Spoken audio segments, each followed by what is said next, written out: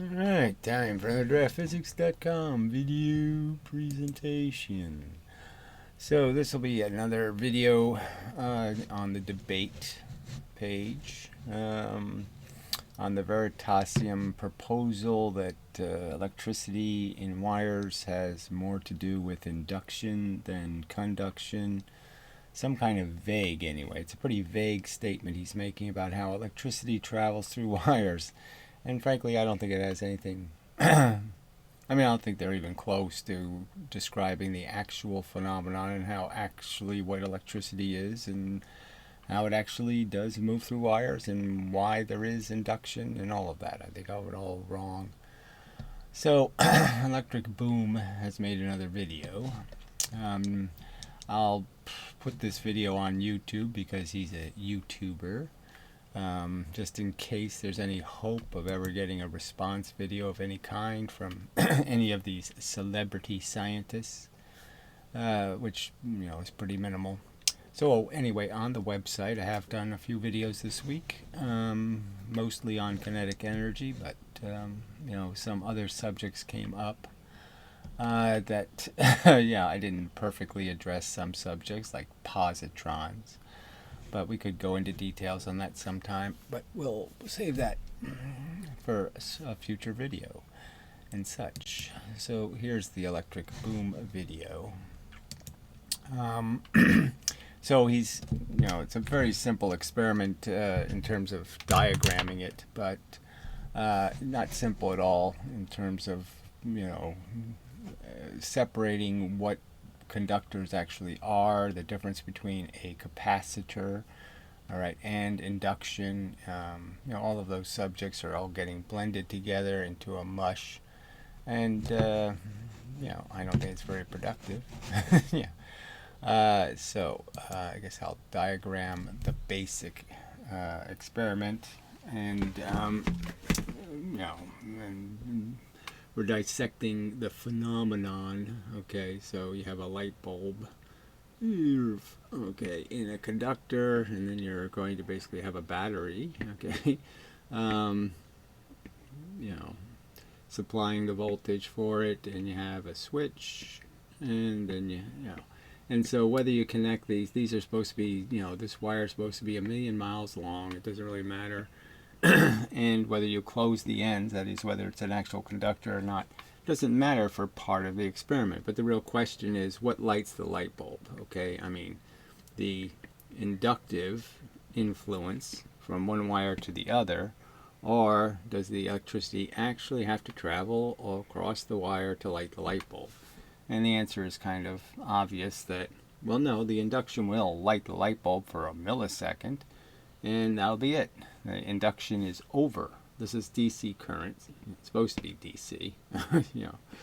And obviously they kind of break that by using a generator, a pulse generator, and they're basically making alternating DC. And then calling that DC when it's not a direct current anymore. If you're alternating it on and off, that's an alternating current. So anyway, so they're breaking it all over the place. All right, so the change that this guy makes. So he shows all this wire like he's actually going to string up this 5 miles of wire, and it's the longest, biggest experiment on YouTube history. But no, he's just leaving it all in the box. And it's basically Ethernet cable or whatever, and so it's this, twisted pairs, 6 wires, and he's, basically saying I can make the, 6 wires that are going a quarter of a mile, and I can keep going quarter mile, quarter mile, quarter mile, quarter mile. I can make 3 miles or whatever he's making. And then he takes another shortcut, which is he basically says, let's just forget about this side of the experiment. So he basically just says, okay, we'll have a light bulb. All right, we'll do a direct here from the plus side, and then we'll just have the wires this way. So obviously, I don't know how obvious it is, but clearly you still have the induction across this part of the wire, but you are taking away half of that process, in a sense, on this side of the bulb, which is really just testing.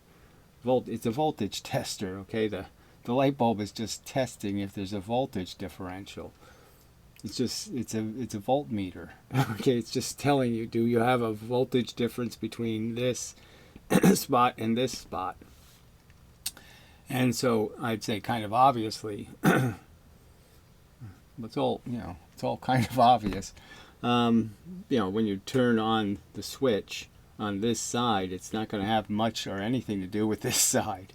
This side already charged everything on this side of the wire, so it's really can't possibly have anything to do with that. And the only thing that's going to matter is that the fact that you're going to send electrons this way now. So the only thing getting switched is this wire. This wire is now kind of out of the game. But it was out of the game in the original idea too. So in that sense, it doesn't matter because it was out of the game as an inductor, because it was already at the potential of the plus side of the battery. So you're only playing with one side anyway.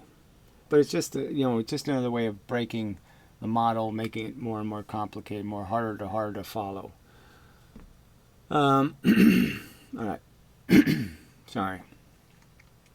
So there's just little things I want to point out that didn't occur to me 6 years ago, or 6 months ago, or even 6 weeks ago. Every time we talk about a conductor, we just make it really simple, and it's probably not so simple, in the sense that what's never talked about is the fact that the conductors are made of metal, generally speaking, and those metals have crystals, and so there's domains you have to consider. That the crystals of the metal aren't just some continuous medium. It's not the same stuff. It's got stuff in different orientations all over the place inside of it. And so I could say a general rule, like if you had a high potential difference, like 2,000 volts, and if you were throwing baseballs and throwing them fast through a medium, you could get the idea that they would tend to stay straight because of their fast speed. They'll transfer the energy into the medium in a narrow cone. And then if I throw the ball, a heavier ball, slowly, so I'm throwing with the same energy, that it's not as likely to stay straight. It says there's all kinds of deflection and drag that'll take place that'll send the energy in different directions. And you could argue that this fact makes it exactly the opposite, in the sense that the electricity is seeking the difference in the potential, and the fact is that it's going to tend to go to the outside because that's where the difference in the potential is going to be the greatest. And so and with this crystal thing, the same thing. So the higher potential might just get to the surface quicker, instead of going straight. And then once it's on the surface, it goes straight because it doesn't have to worry about this crystal crap anymore. So the idea would be is there's crystals on the inside, but on the surface there's just a bunch of electrons kind of evenly pressured, and so therefore they're easy to transfer the energy through. So I'm just saying that I don't want to go, obviously there's tons of details that you can get into, but I'm just saying that all these little things are factors. I'm not saying any one of these is a absolute fact. I'm just saying you can understand that how electricity gets through conductors is a little more complicated. Now, the other point I have raised is the distinction between the inductive part and the conductive part, and that's all this debate should really be focused on. And to me it's kind of clear what happens, and that if you want the light bulb to stay lit, you have to wait for it. Fact. Okay, it won't stay lit by induction. Alright, just a minute. Alright, back. Alright, so it occurred to me just now that I probably should say something about how electricity moves through a conductor. And so this idea that there's an atom here and an atom here and an atom here, and that somehow the atoms are conveying it. Now that's sort of my argument, but the point I would make is that it's not as simple as just atoms banging into each other or electrons banging into each other, and that for electricity to travel from point A, to point B, what it really has to go through are bound atoms. Atoms, it can't just be ions. It has to be ions that are actually connected, that the atoms are sharing an electron. And so they're bound to each other. Now, I don't know, what electron they're sharing. I think it can be a peripheral electron, but it's definitely being shared, and it's in a position. The key point would be is then, like the standard model, if the electron was swirling all around and they were sharing it, it wouldn't work, okay, because yes, you couldn't depend on where the electron would be in the atoms at any one time. So the sharing would have to be a real sharing, in the sense that it's a magnetic position that the electron is in. And so this positive nucleus and this positive nucleus are sharing the electron. The electron is in a locked position. It's not flying all over the place. And really what you're just doing is sharing the pressure between this and this electron. And that's what ends up moving through the wire. The electricity is really just changing the shape of the atoms, you could argue. So if you so this is an analogy. This isn't saying this is exactly how it happens, but it's similar.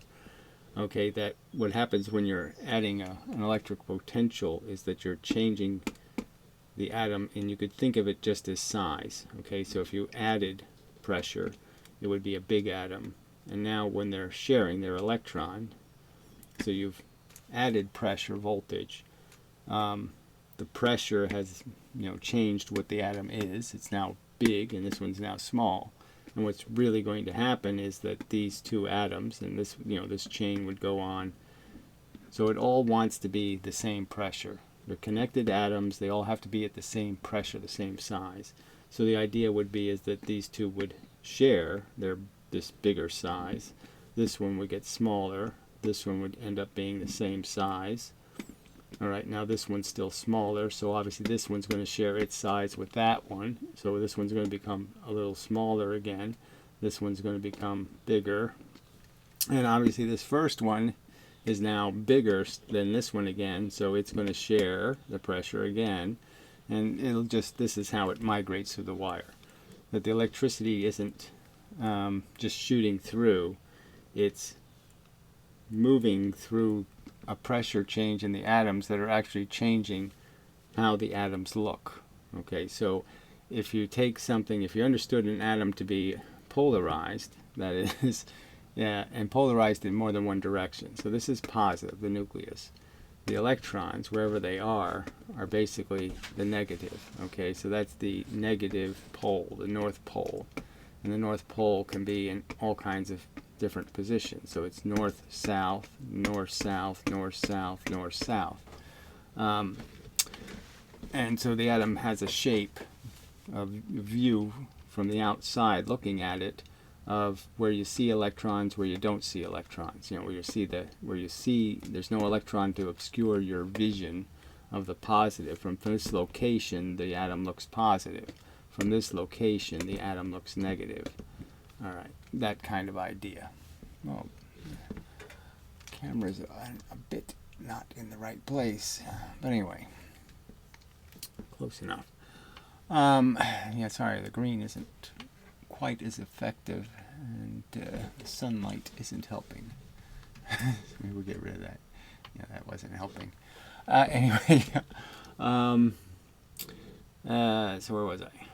All right, so that's another thing to consider, is a mechanism for how the transfers are made from one atom to the next, and what the pressure represents, which is you've created more force inside the atom. So I could argue that what you've done is the electrons have a distance between each other based on their pressure, and what you've done is by adding some pressure, that pressure has pushed in all the electrons in the atom, and they're all pushing against each other with a greater potential. So, because we have plus and minus wrong, the idea was to be you add minus, you create more distance between the electrons.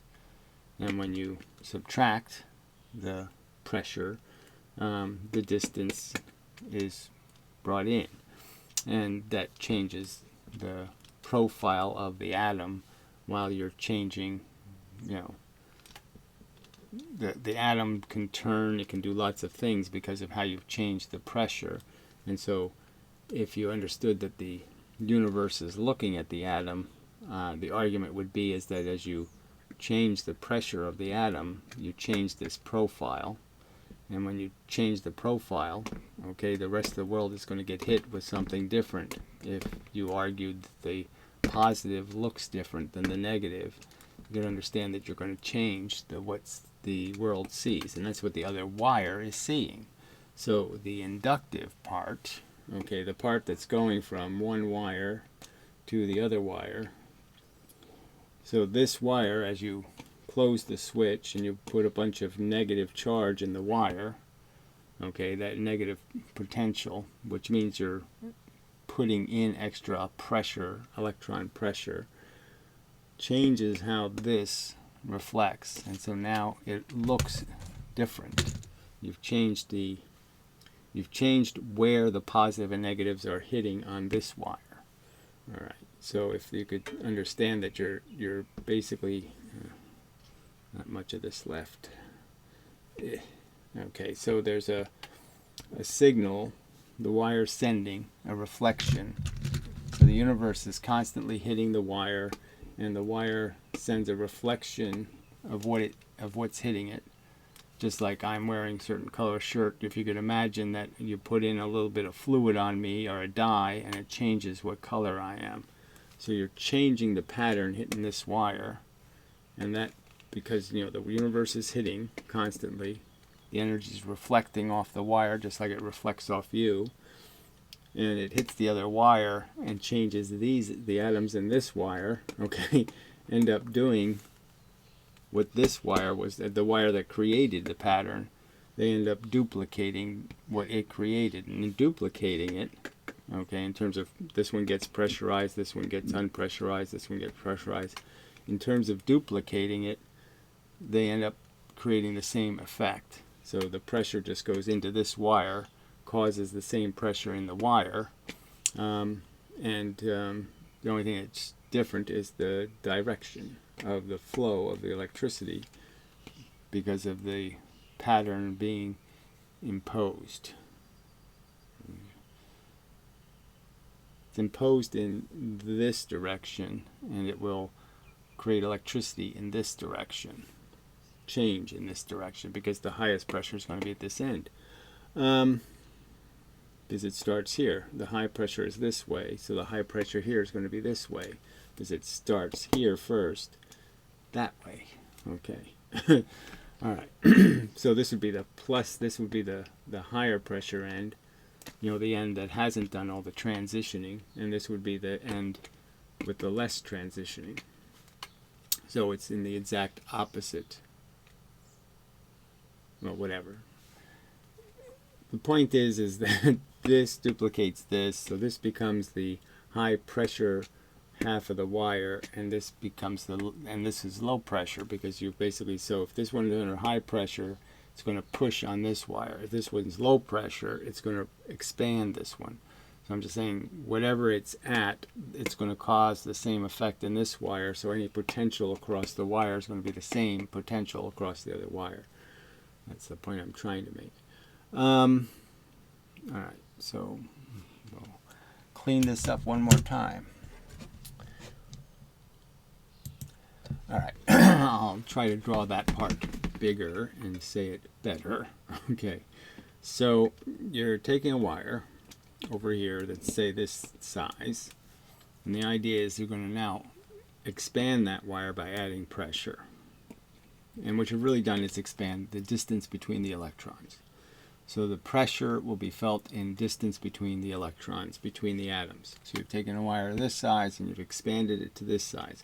So in a sense, you've moved the surface up, okay, the surface of the electrons. Now all the electrons can feel each other, like they were gravitationally connected. Electrons a foot away from me are feeling the pressure of my electrons through this idea of what's reflecting off of them.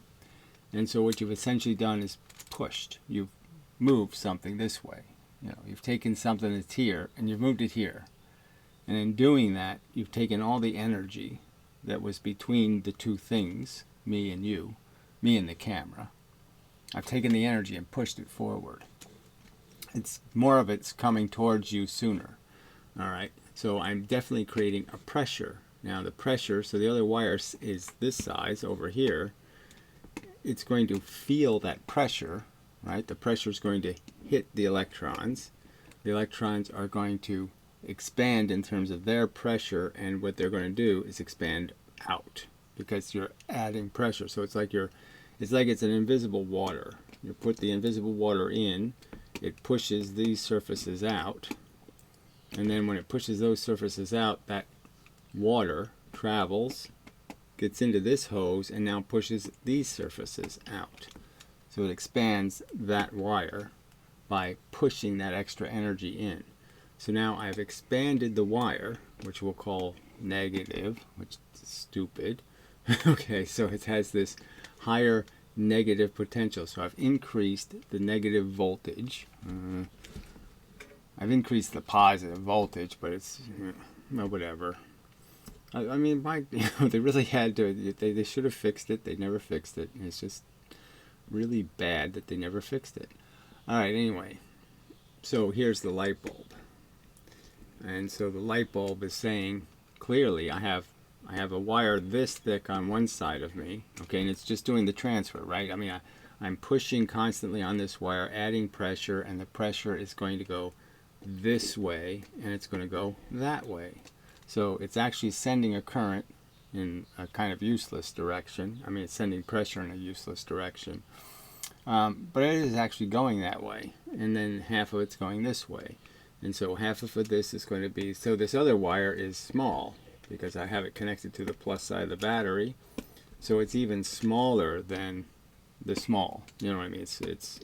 It's smaller than this wire started at. But anyway. And so I have now a differential in the pressure. I have high pressure here, I have a low pressure here. So obviously there's going to be light in the light bulb in the sense that the high pressure is going to seek out the place to go. And it can go where the low pressure is. There's lots of room for pushing out. This is easy to push out. This is like a really weak spring. So the smaller, the narrower the wire, the weaker the spring, the easier it is to push apart. The more you push it apart, the harder it is, because let's say there are springs pushing it back together and you're pushing against those springs, or however you want to metaphor it. So again, just to understand, it's an analogy. It might be exactly the opposite. The wire gets narrower when it's under high pressure, and it gets bigger under low pressure. It might be even better that way, but it doesn't really matter. The idea is just to understand the difference between the two, and the signal is sent by changing the physical structure of the electrons in the atoms, changing their position. So they either get closer to the nucleus or they go further away from the nucleus, and by doing that moving, that's induction. By moving, they're sending a signal that the other wire is going to be affected by, and it's going to duplicate the cause. It's going to have the same effect on it that the cause had. So it's essentially just recreating the exact circumstance that we called electricity. It was electricity, okay, that caused the change, and now the change is going to hit the surface and it's going to cause electricity. All right. So, so the light bulb lights, and then as they all show, I mean, I can show the video. I mean, it lights, okay, boom, for a second, and then it all just falls apart. And, that's the end of the light bulb lighting, okay, until you have to wait for this pressure to go all the way through the wire. And it's not going to go the speed of light, you can sort of understand, because it can't, that's just sort of a urban legend, okay, that electricity travels the speed of light, because it really doesn't. You can even see it in like a lightning bolt. It's going all kinds of jagged directions.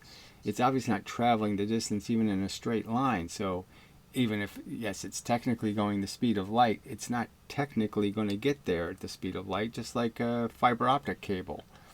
Okay, you don't get the signal at the speed of light. You get the signal at the speed of light bouncing off surfaces. It's doing this, going through the photo, the cable.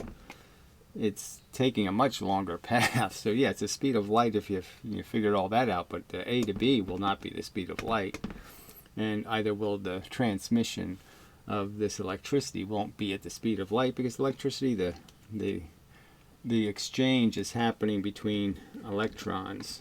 And so the electrons have, I can't really draw it realistically, but these electrons would actually be like 1,000,000 miles away from each other, 1,000,000 units of distance. So they have a size. 1,000,000 units of that size is their distance from each other. And they're going to move, 1 unit of distance. So you can sort of see that it's most of the time it's the force stuff between the electrons that is moving the speed of light is doing the pushing.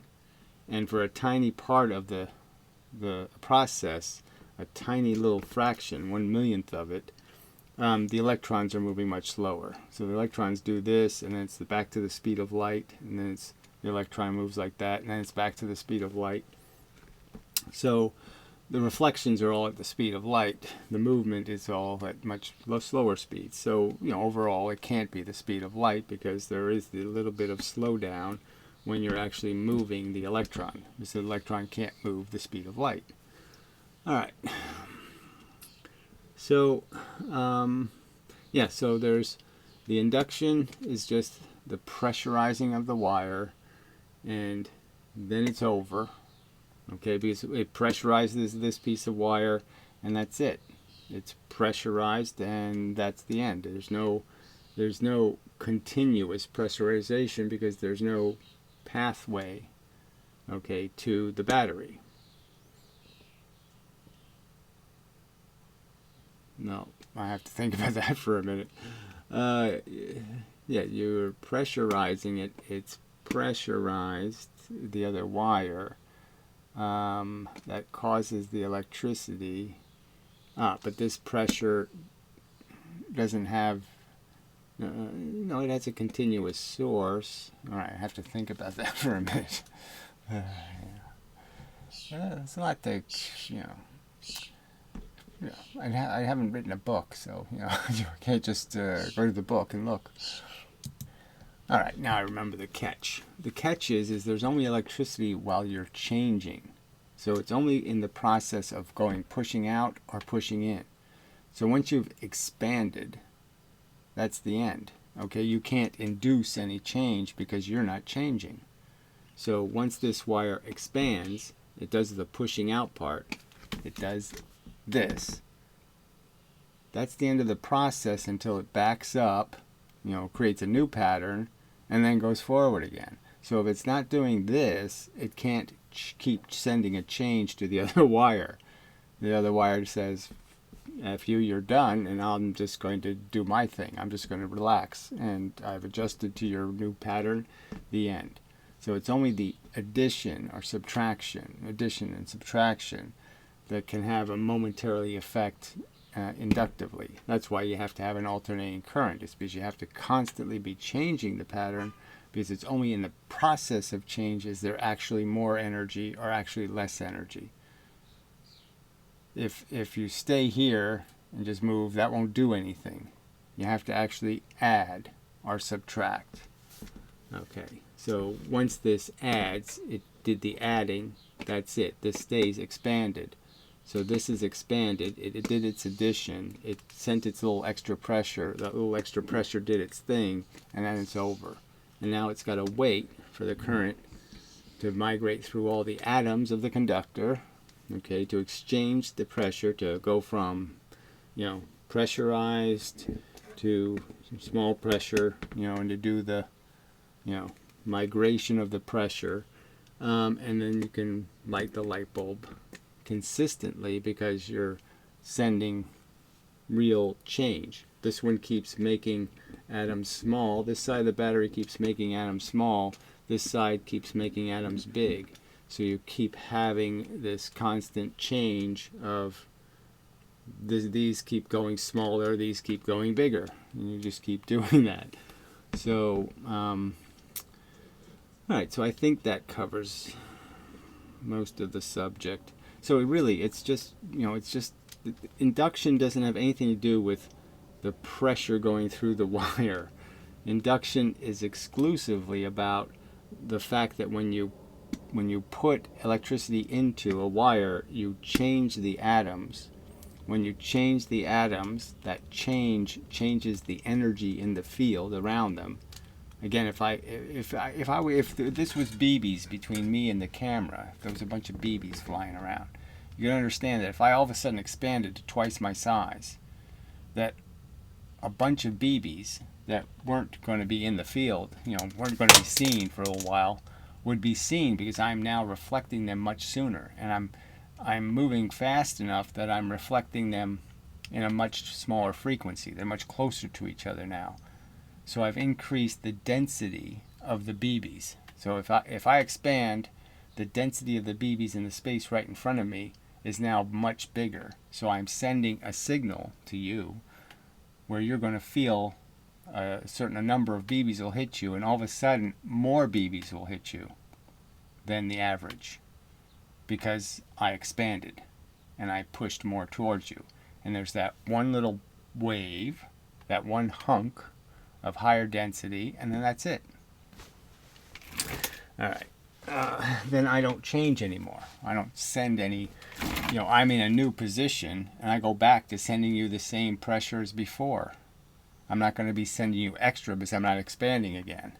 So until I contract, where I send you less density, I can't send you more density. Okay, so I can't, there's no signal, there's no change, and you won't be vibrated because I didn't, if I don't expand again, I can't keep vibrating you. And so I have to keep constantly going big, small, big, small, big, small for you to go big, small, big, small. So I can't have a continuous current if I use DC. Where I could have a continuous current if I use AC, because then I'm constantly expanding and contracting. And you'll constantly get high density, low density, high density, low density, and you'll start rocking the same way I am. I am expanding. And so that's what lights the light bulb, and initially. And it really just doesn't have anything to do with current and electricity. I mean, it doesn't have anything to do with what the conductor's doing on purpose or anything. The conductor isn't radiating it on purpose. It's just that because you put pressure in, you expanded it. And if you did the opposite and you took pressure out, you would contract it. And it's just the process of expansion and contraction is what's causing the field effect, okay, which is you're changing the light that's reflecting off the object. Again, you can understand, if I could actually move my hand the speed of light, what would happen if you understood light in a rational way? If you understood light in a rational way, when I expand my hand at the speed of light, every single photon that hits me, and through that process, every single one of them would now be reflecting at exactly the same position. So all of the photons between that distance my hand moved would now be in the same spot in space. They'd be in the same plane, because none of them could go faster than my hand, so none of them could escape my hand. So every single one that reflects would be at the same exact position, and they will all arrive at you at the same time. So I've taken energy that was in this space, and I've confined it to this space.